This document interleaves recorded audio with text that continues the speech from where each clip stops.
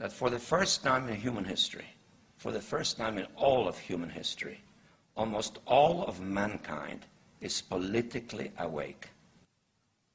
And these new and old major powers face still yet another novel reality, in some respects unprecedented. And it is that while the lethality of their power is greater than ever, their capacity to impose control over the politically awakened masses of the world is at a historical low.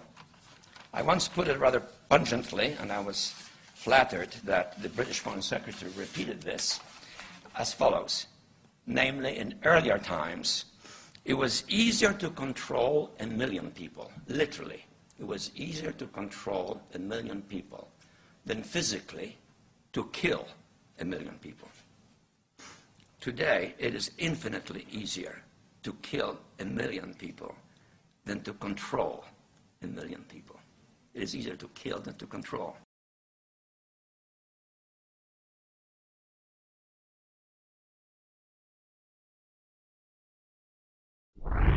What are you after? Power. What do you think is power? Whips, guns, money? You can't turn men into slaves unless you break their spirit, kill their capacity to think and act on their own. Tie them together, teach them to conform, to unite, to agree, to obey. That makes one neck ready for one leash. They had all this on the shelf somewhere. Ideas of things they would like to do. And they got 9/11 and they said, it's our chance. Go for it. The Patriot Act basically is superseding the Constitution. The U.S. military is making plans for a major outbreak of swine flu. Troops will be used to help civilian authorities. The military has offered to be there to provide testing for H1N1 to the public and also to distribute vaccines once they've been developed. Paranoia is in bloom, transmissions will resume. I try to push, try to keep us all down and hope that we will never see the truth around. Another promise, another scene, another package like to keep us trapped in greed. All green belts wrapped around our minds, and endless red tape to keep the truth confined. Go back to bed, America. Your government has figured out how it all transpired. Go back to bed, America. Your government is in control again.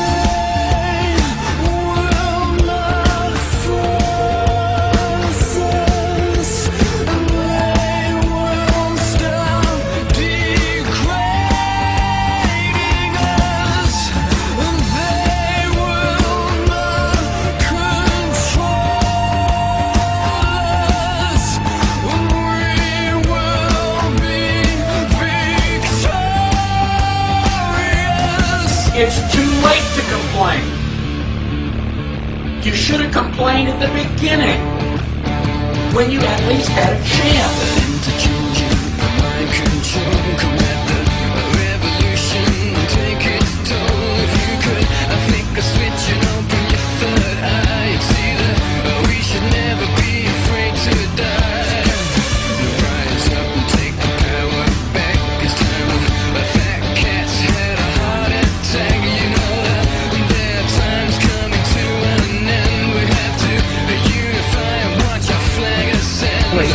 Living in the land of freedom. Here you go, America. You are free to do as we tell you.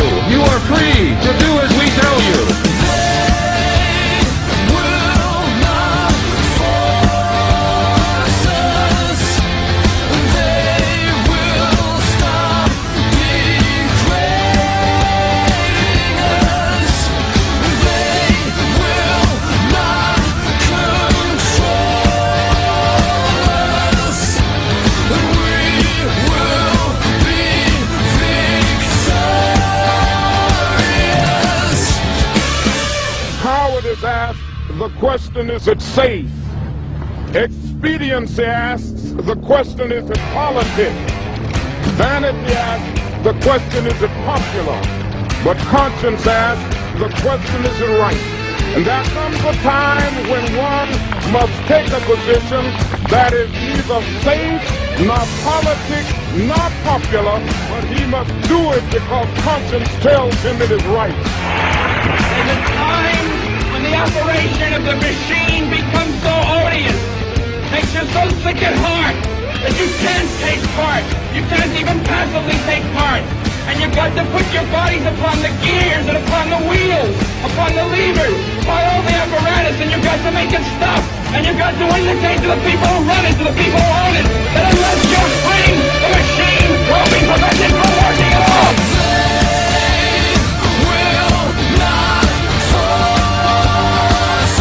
I want you to get back.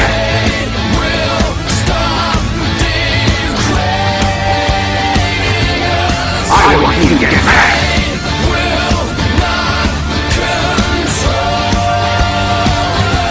I want you to get back.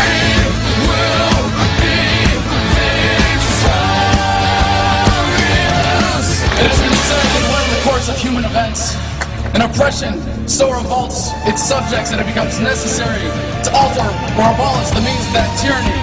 Is it that time when our Bill of Rights is defiled every day? When our adventures abroad threaten our security at home? When the Federal Reserve keeps our free nation enslaved by debt? And now, our nation is drifting dangerously from freedom to fascism. So I have to ask, is it time?